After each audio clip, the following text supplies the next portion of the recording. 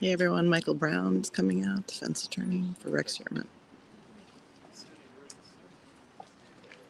Folks, good morning. This morning we had a conference with Justice Macy at Chambers. We discussed a lot of discovery issues, facilitating our review of what they're going to turn over. We have received very little still to this point. I know that the district attorney is working hard on getting us full discovery so we can prepare adequately for this case. Folks here, November 15th. Okay, so that's the next court date. And I'll then be hopefully Monday court forwards our goal of reviewing everything and have all the discovery issues resolved. So I'll be happy to answer questions. Can you talk about what the swab matching is from the DA suggested that by itself? When you say match, what do you mean by this? Or it's consistent. So it's important to know that we're talking about one hair that was found on one victim. When we say it's his DNA, you got to remember that the mitochondrial DNA, what it is they have an exclusion pool and an inclusion pool. So they have excluded. This is all big, and I haven't seen this. I still have not gotten any DNA evidence, but I can talk about it because it's amazing. They exclude a significant portion of the population, and they have said that my client is inclusive in but if you look at, just throwing it out here, if you look at the metropolitan area, 25 million people, I can tell you that those people that could be included as being the source of that one piece of hair, so that's what they have. That's all I can tell you. And I have nothing, and that's assuming a lot of different things. Because DNA can be transferred. DNA can be transferred from me going up to the camera, shaking his hand, and I would say he would get my hair. I have no hair, but he would get my DNA, and then he goes to a second person, and now it's transferred. So all things, just putting that out there, but going back to inclusive versus exclusive, it's still a significant amount of people that could be the source of this hair. Anyway. Can you talk? You said something about the protective order to the judge. Could you repeat that? Yeah, so initially there was a protective order that we agreed to, which had a couple of things that were troubling to us. Number one is there's a waterfall across every single piece of evidence, every photograph. It's troubling because we want to obviously get that right and utilize it to our benefit of trial. In addition, the photographs that they provided were in a PDF fashion. So PDF is much less clear than digital photograph. So we wanted everything digital. Because when you enlarge things digitally, you can see much more detail. That's going to be important to us. So those are two of the things that we're now getting. I don't know if there's any other significant portions that the protective order that were mentioned, but those are two significant things. Yes, ma'am. Can you talk about your client was asked if he was taking advantage of his right to review material? Is he? What is he doing? Is he reviewing everything that you get? He is. So what happened was we went to the court, we went to Justice Macy, we asked for a court order. We wanted a court order because we wanted to enable him the opportunity to review all the discovery while he's in custody. Justice Macy signed that, and the sheriff allowed my client to review the discovery as it trickles in. We're providing it to him, and he's reviewing the discovery. And how is his mood and demeanor? Well, he's somebody who has from the beginning has said he's not guilty, so he's now incarcerated. A fellow who was working, wife and children, productive member of society, and obviously the district attorney government allegations from the director that he's not guilty of this. And now he has to sit in custody, be away from his family, be away from his wife and kids, not work, not produce, because sit in a jail cell because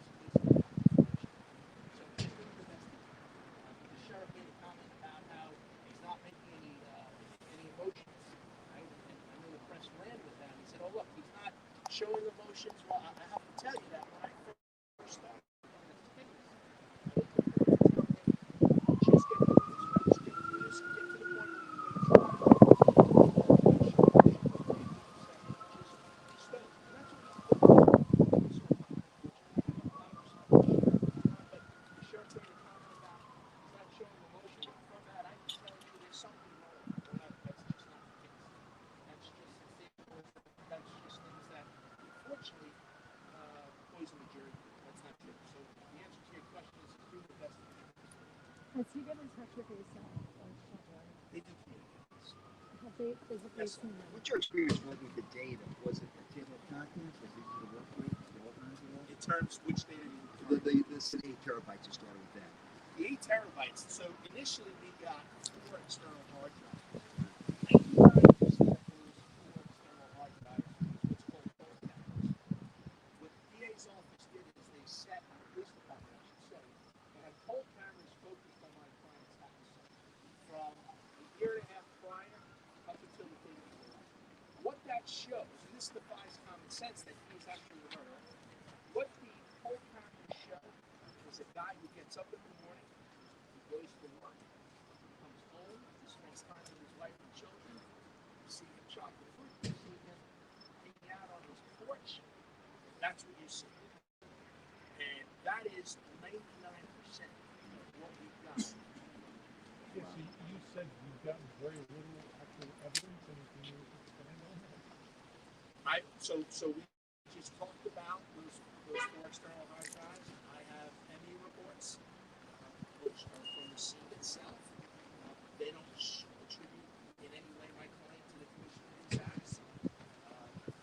Poll cameras basically defy their suggestion that this is this monster of a person. When he was arrested, there was a video in the actual police vehicle. My client, unless he's a tremendous actor, he was completely shocked. I have no idea why he was being taken into custody. There's this interaction. So they don't tell you, the government doesn't tell you about these things. But these are things we're going to bring out to you.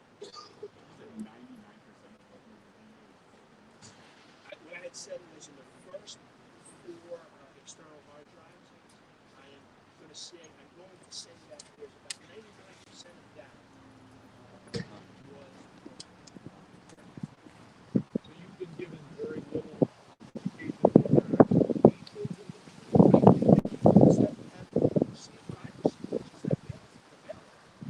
Which says there's a pizza crust and they talk about butterflies. They talk about that's what I've seen. In terms of the bail letter, even in New York City, I mean, you folks know how it works, and there's probably hundreds of thousands of people that are pinging off that cell site. That's all I've seen. You think there's any given that, and the fact that he's been able to look at, Actually, I'm sorry. given that, and the fact that he's got 2 to 3 hours at a clip sitting there with a interview, how can we be told by the DA that it's going to be months and months and months before we get to the trial? Does he want to be in jail for months and months? You're asking me, well, I haven't gotten discovery. I'm still waiting for. So let's talk about things like this investigation has gone on for 12 years. There were numerous other suspects, and you folks have reported this. There's numerous other suspects that they looked at. I want to see those records. I want to see those notes. I want to see why the police accused other people, were focusing on other people, what it is and how it is that caused that police count. I haven't seen it. I also want to see, obviously, the crime. I want to see the testing that was done. I want to make sure it was done in the right manner and fashion. None of that I have seen. Going back to your question, does Rex want to stay in custody? Of course not. But he can't bail out, and we are not going to go to trial until we get all the discovery. This attorney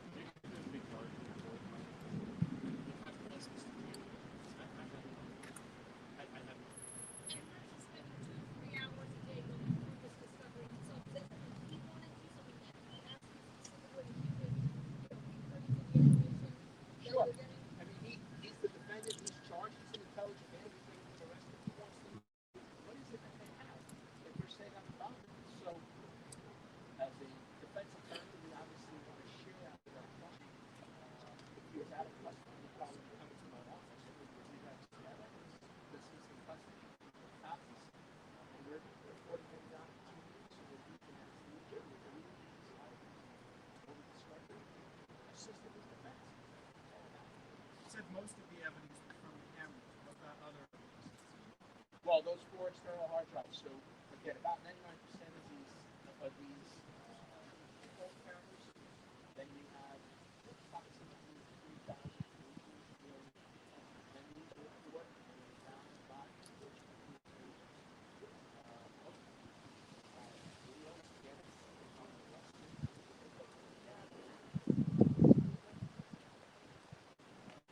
think that's the extent of what I recall.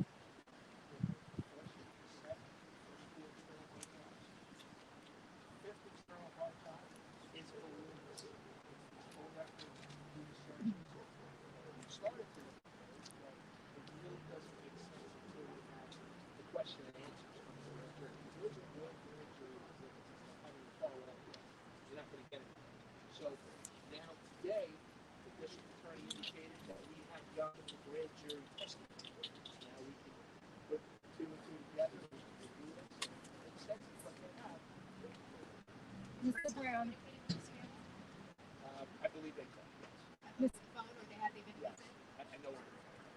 Mr. Brown, when Rex is reviewing the court documents while in jail up to 2 or 3 hours a day, like what is he actually doing? What is he doing? Yeah, like is he telling you yes, this is right? Well, I can't obviously discuss with your conversations, but he is reviewing the evidence just like you. Yeah. And he's giving his input. I'm sorry. He's giving his input. I can tell you our conversation. If you're charged with a crime, especially such a horrific crime like this, respect it. They have, especially when you claim innocence. Any other questions, folks? Thank you. I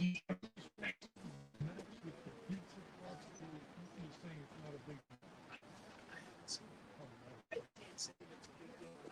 What we talked about, what we talked about, a hair, they're trying to establish that his DNA matches. The point is that they're excluding a portion of the population.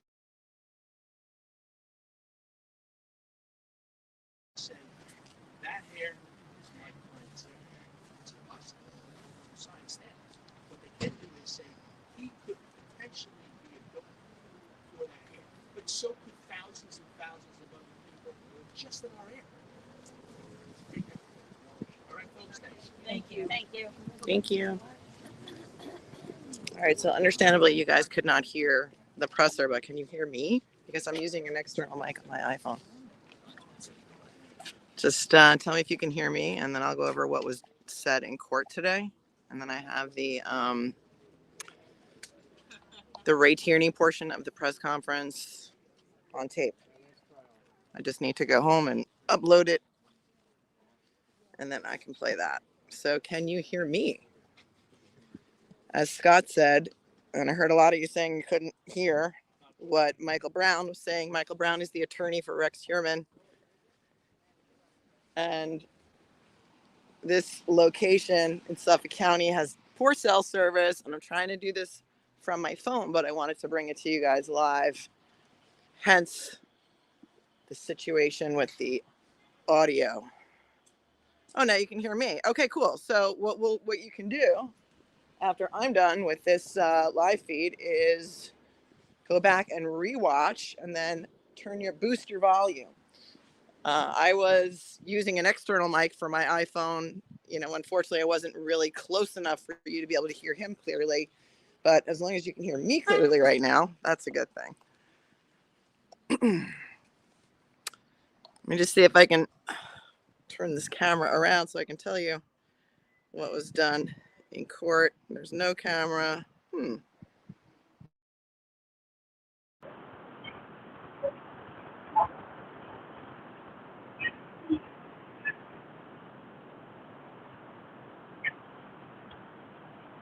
I don't know. They're making me use Safari on my phone, which I don't use. Oh, here we go. All right. So I think I can turn it around now. Hello. Hi, guys. Hello. All right. Well, it's pretty sunny here today. So let me see if I can get under the shade. If I sit in my car, maybe it'll be a little bit better. Even this is live TV, guys. So it is what it is. And now I just got to go back to comments to see if I can see what you guys are saying. All right. Can you hear me now? Testing, testing. Can you hear me now? Hello, everyone. It is a beautiful day here in New York. So here's a funny thing. I'm sitting in the courtroom, and they have the media in the first two rows. I'm see if I can get a little bit better out of the sun. And usually it's the attorneys in the first two rows, but in this courtroom today, it is the media in the first two rows. And somebody behind me or down the row from me is waving at me, and I'm like, are you waving at me? Why are you running? And turns out he mouths. He says, "Are you Melanie Little?" And I said, "Yeah." And he said, and he pointed at his phone. He's like, "I love your show. I love your show." And I was like, "Oh my God, that is so crazy." So anyway, shout out to Roger Still, who's a subscriber, who came up to me when I was outside with the media and said, "Oh my God, my wife and I love your show. We love your show. Can I get a picture with you?" So that was pretty cool. So hey, Roger Still and your wife. Okay, so the court conference today happened with HEUERMANN. This is a little fakakta, but I'm doing the best I can, you guys. HEUERMANN came into the courtroom. Let's make sure my sound is good. Is it good?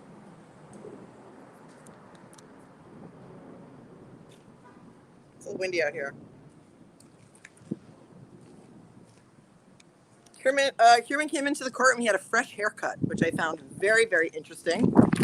Fresh haircut. Like, do they have a barber in jail? What is up with that? So he had a very fresh haircut, black suit, well pressed, white shirt, well pressed. They had a conference in chambers before the judge took the bench, Judge Judge Mazey. And first he heard an application. He said he had several applications from media who wanted to come in and film the proceedings. One of them was Netflix, so you can rest assured that Netflix is doing a documentary on right now. Oh, it's just having trouble connecting. It's going to go in and out. So let's just give this a minute to sort of reset itself. This is what's so fun about live TV. But you know what? The people, the media who was there today, we're not streaming live as far as I know. Was anybody else streaming live?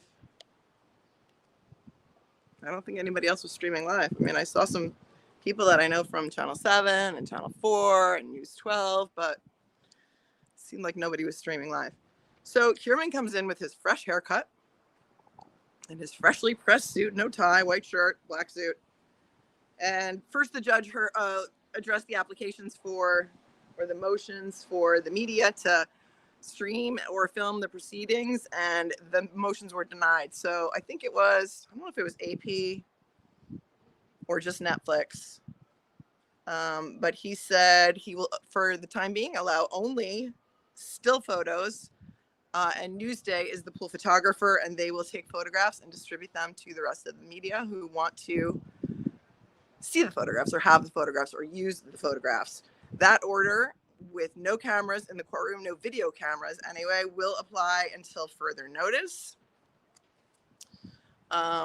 He asked HEUERMANN, the judge asked him, he said, "Mr. HEUERMANN, are you being permitted in jail to review the documents that your attorney is asking you to review?" And he said yes. And the judge asked him, "How many hours a day are they allowing you to review the documents?" And he said, "They are allowing me up to 4 hours a day." And the judge said, "Well, are you using 4 hours a day to review the documents?" And he said, "No." And the judge said, "Well, how many hours on average are you using to review the documents?" And he said, "I'm using between," he said, "about 2 to 3 hours a day. I'm reviewing the documents." And let's see, the judge reinforced that there is a secrecy and protective order in place, which I guess would apply to any court documents. When I went on the court website to make sure that this hearing was going to happen today at 9:30, because last time we came in for the hearing, you may recall, and it was pushed to 2 o'clock, the HEUERMANN case was no longer even in the system. So I don't know if they were trying to keep people out of court today, so it wasn't quite a zoo. I did try and pan around a little bit when they were asking questions and doing the presser. So you did see that there's not as much media here as there was last time. Some of them are still here, but not too many. I see Channel 7. That's really the only truck that I see that has a logo on it. So the prosecution told the judge that they already had turned over 8 terabytes of evidence, which we knew, and that was about 8,000 pages. Today, they handed over another 2 terabytes of data, and he said that was about 5,000 pages of data turned over today, including grand jury exhibits, the scene logs, the search warrants, video surveillance of the walkthroughs of the storage unit of the home, the DNA mitochondrial profile of what I believe is the pizza crust and as it was compared to the buccal swab. They also turned over the search warrants for the home, office, and vehicle, and approximately 10,000 photographs. So 10,000 photographs, that's a lot.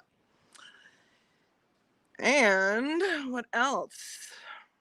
Next date for this is November 15th, which they will have an updated conference on that day. And I gotta say, while I was sitting in the courtroom, HEUERMANN turned around and looked right at me this time. Like, right at me. Like, you know, sometimes you're at a concert and you think, like, you know, Bob Weir just looked at me, or Bob Weir spit on me, because, you know, I love the Grateful Dead. No, like, he looked right at me. And it was creepy. I don't think he winked, but he did look right at me. So, that's pretty much it. Tierney came out and did his presser first, and I didn't go live for that, but I did tape it, so I can play that for you later. The Jane Rosenberg, the sketch artist, was not there today, which I found interesting. I don't know why. And I think that is all that I have in my notes. If you guys have any questions, I'm going to see if I can see them.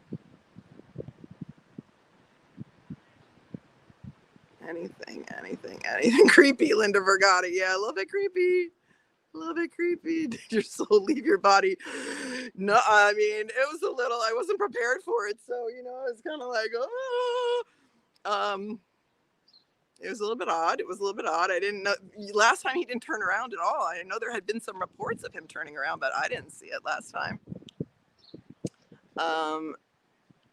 Yeah, Scott. So they were smart enough to video the execution of the warrants. Yeah, and remember we were wondering if there was going to be any before and after of the of what the house looked like, because they were complaining that it was left in such a poor condition, and so we were wondering if there was going to be any video evidence of what the house looked like, what the condition of the house was like before they executed the warrant and after, because we had a lot of suspicions that, you know, the house might have kind of been a mess before they went in there, and that the photographs that we saw, or the, you know, of the clutter in the house, may not have been all that accurate, because it may have been cluttered before. So I guess at some point we're going to see that, you know, being that there is kind of a gag order on this, we may not see it now.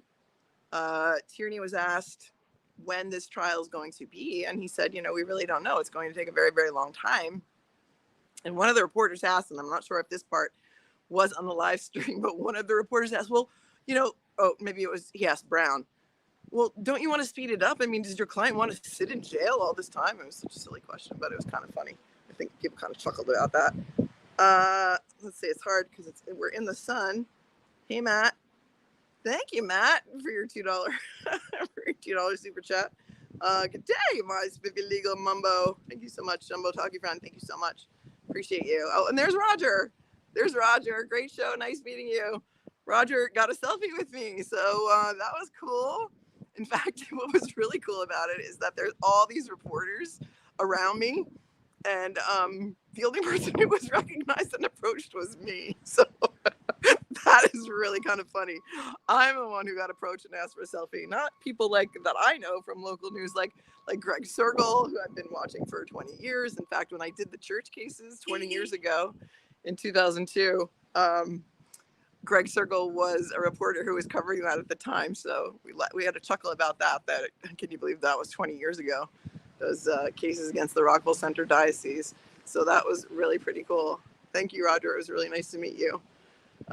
Let's see. Ann Smith, thank you so much for the super sticker. I appreciate you.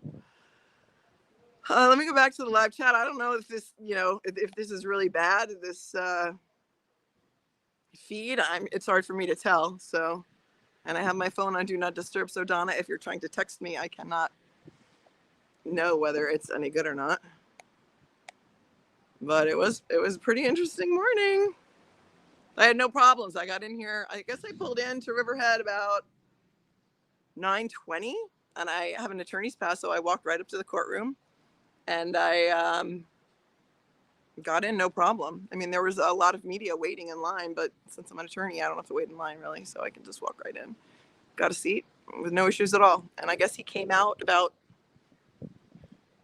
let's see, 9:40, a little closer to 10 o'clock, but not too late because the judge had a trial and he needed to bring the jury in for his trial. And I heard that the jury was coming in at 10:30, so it was pretty quick.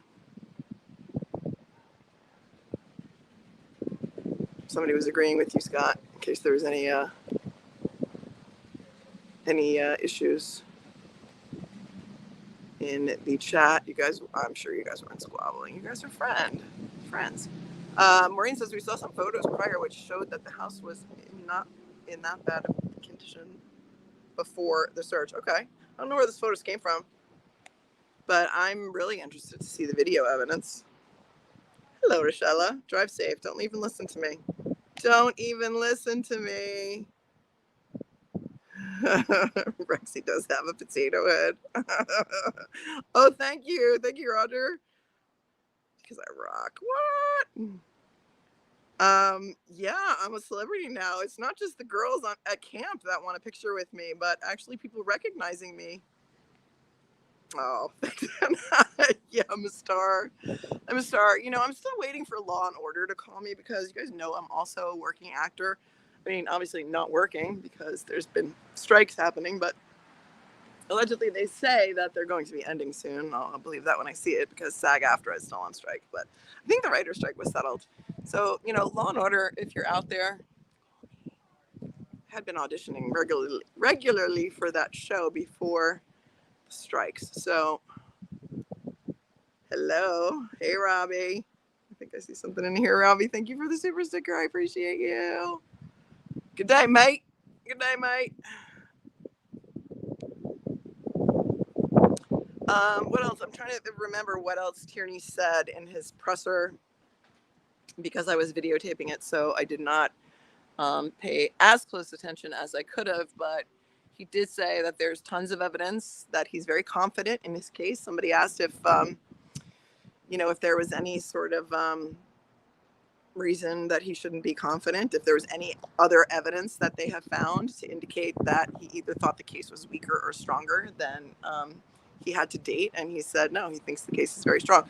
He was asked about Maureen Brainerd Barnes and about whether they were close to getting an indictment on that case, and he said that process is still moving along. As you know, it takes a long time, and we've been speculating for a long time that that an indictment was going to come down on Maureen Brainerd Barnes at any time, because he has said several times that the grand jury process is happening, and either the grand jury is still in session on that case, or I don't know. I don't know what they're waiting for, but hopefully the grand jury will hand down an indictment. The reason for that is that the Maureen Brainerd Barnes went missing in 2007, and the bodies weren't found until 2010. So there may be some more difficulties than with the other bodies that were found with regard to evidence retrieval, with regard to decomposition, and other things that are making it more difficult to make a connection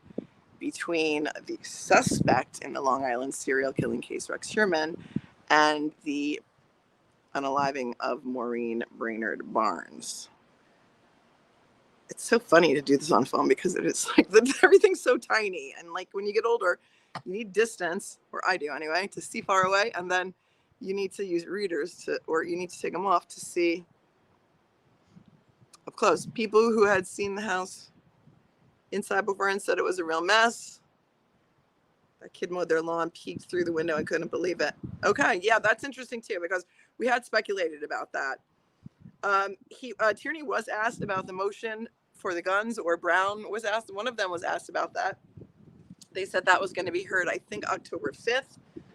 If you go back and rewind this, and you can turn up the volume on Brown's presser, you might be able to hear better. Like I said, if you're just tuning in, I was a little bit far away, and although I have an external mic on my iPhone, it wasn't close enough to get enough of, you couldn't hear Michael Brown very well. But it said that that hearing is going to be held, I think, October 5th, about whether or not the guns can be returned to Asa, his wife. She's asking for the guns to be returned. As you recall, there were about 279 guns that were seized by Suffolk County PD and Nassau County PD during the execution of the search warrants at HEUERMANN's home. And she's looking for the return of those guns because she says she needs money and she wants to have a gun dealer sell them. I mean, I see a couple of issues with that. Number one, there's a divorce proceeding going on right now. There's been no determination with regard to division of marital property. That could be one issue. Another issue is that even though the guns may not be evidence in this case, they could be evidence in another case. So I'm not sure that she's got standing to even come into this action and ask for the guns to be released to her, insofar as they are and would be considered in New York marital property, unless he's agreeing to give her the guns. But I don't know. Let me know your thoughts about that. I don't know if they're going to, yeah, the strike is over for the writers. I don't know if the strike is over for the actors. All right. Yep. Yes, Amy. Amy, yes. I'm going to be covering Maya's testimony. Well, Maya's case, the testimony in Maya's case later. I have been through all of it. I'm going to parse it down to smaller parts. I didn't want to go through the entire testimony word for word, so I've summarized a lot of it. I'm going to play clips of it. There's no court today in Maya's case, so we're going to do that at some point later today. And we will, have a shorter live stream and go over the testimony of the 4 witnesses who testified yesterday, 2 doctors and 2 lay witnesses, which were very interesting. People are confused thinking that Maya testified. Yesterday, she did not testify. She came and she gave, she didn't testify in front of the jury. She came in and gave an explanation to the judge with regard to a note that she wrote to her parents. So we can play that if you like. Wonder where the heck all his money is. He was a huge architect. It's crazy. No, you'd be surprised. He was a self-employed architect who was a permit expediter for people who would hire him to expedite permits. Getting windy here now. I don't know if that's affecting my sound. He would expedite permits for people that wanted to do renovations in homes in the city. I don't think he made as much money as all of you guys think. He was not being hired to build houses in the $4 million homes in the Hamptons. I'm trying to get out the window a little bit here.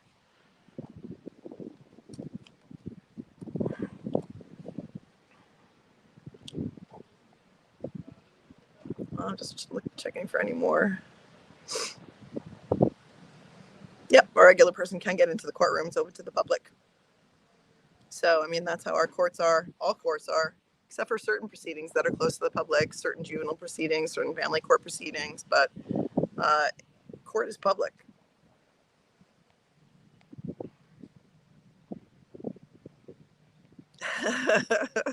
No, they've not hired me yet. I've auditioned for that show several times. All of them. I auditioned for regular Law and Order SVU, Law and Order Criminal Intent. So far, nothing. But again, there's been a strike going on. Oh, it's interesting. Look with the hair blowing back. Let's see. He looks mad at most of his pictures except the ones on Craigslist. Those look friend. I don't know. I haven't seen his profile pictures from Craigslist. That's a little scary. That is more than a little scary.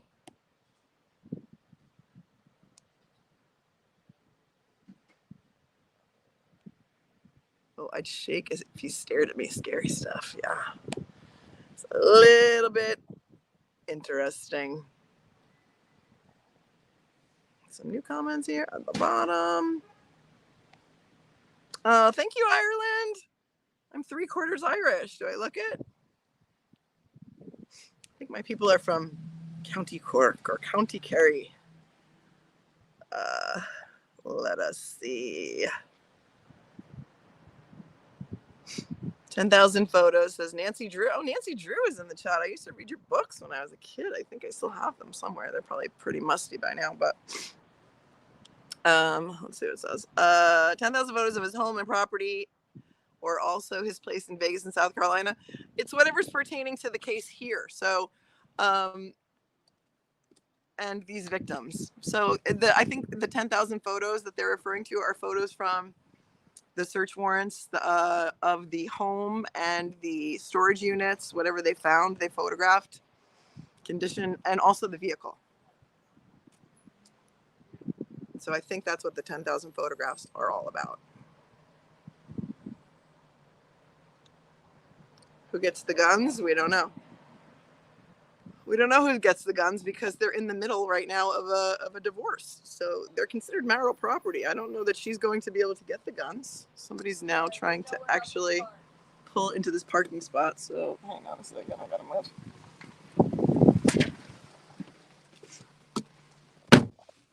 All right. Let's see. So I don't know who's gonna get the guns, and I don't know if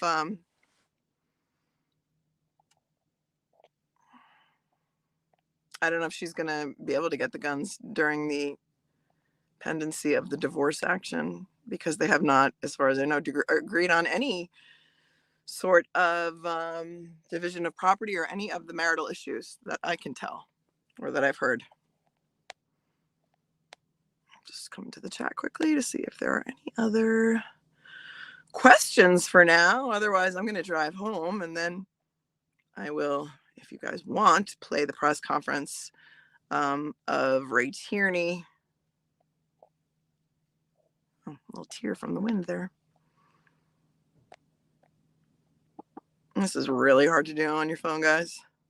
Just an FYI.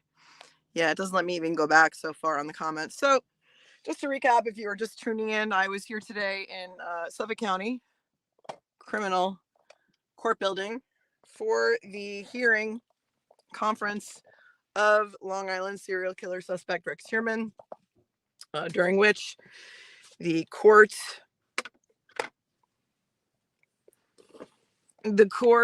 asked Mr. Heuermann if he was being given time in prison to review his documents that his attorney had sent him. He said yes. The judge asked him how much time he was being given. He said up to 4 hours a day. The judge said, how much time are you actually reviewing documents? And he said between 2 and 3 hours a day on average. So he's being given time in court to review the documents provided by his attorney and all of the discovery that the prosecution has turned over to the defense, which, as we knew before today, was 8 terabytes of evidence. And it was over about 8,000 pages. But during Michael Brown's presser, Michael Brown is his defense attorney, and I played that live to the best of my ability at the beginning of this stream, but because I was too far away and my external mic on my iPhone did not pick up enough volume on Michael Brown says that the 8 terabytes of evidence that were initially turned over are mostly video, poll cam video, which he says shows nothing other than him I don't know what he said exactly, being a good father, mowing the lawn, stuff that's not that doesn't go to his guilt of any of these crimes, that he is still maintaining his innocence, and that's where we stand on this. He said he has not seen anything in the 8 terabytes of documents and video that was turned over that goes to directly to his guilt. There was also an application heard at the beginning of the court proceeding where Netflix and some other media outlets had asked the judge to overrule his prior ruling that there could be no video streaming of any HEUERMANN proceedings, and the judge denied that application. He said there will only be one photographer allowed in court, and the pool photographer is Newsday. So look to Newsday for any photographs from today's proceedings. They are the pool photographer who will be distributing their photographs to other media outlets.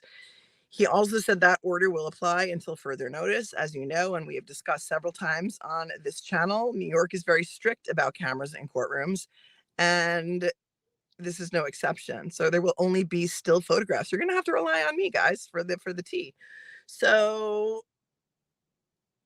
after that, the judge did say that he is going to continue the secrecy and protective order, which means that we will not be given a whole lot of information other than what I can glean from being in court and reporting live back to you guys. They were handed defense this morning in chambers another 2 terabytes of data, which they advised contained an additional 5,000 pages of evidence, including grand jury exhibits and scene logs and search warrants, and another, I think, 10,000 photographs. Yep. 10,000 photographs in addition to, I'm gonna let that motorcycle go by because, you know, it's very important that he rev his motorcycle right in front of me. Okay. 10,000 photographs in the discovery turned over this morning. I know that my camera's a little wonky. I'm trying to hold a gimbal in my hand and look at my notes at the same time. It also, the stuff that they turned over today included video surveillance of the walkthroughs that were done of the home and storage unit and vehicle. You remember the green Chevy Avalanche that was retrieved from South Carolina that was in HEUERMANN's brother's possession. I'm shocked that they still have that vehicle. Like that's shocking to me. like if he did use that in the commission of these crimes that he is alleged to commit, it's crazy to me that they still have that car, or that his brother has that car. Well, I mean, was that like a big FU? Like, here you go. I'm going to give you my car. Oh, and by the way, it may have been used in a couple of crimes, but hey, don't worry about it. Enjoy.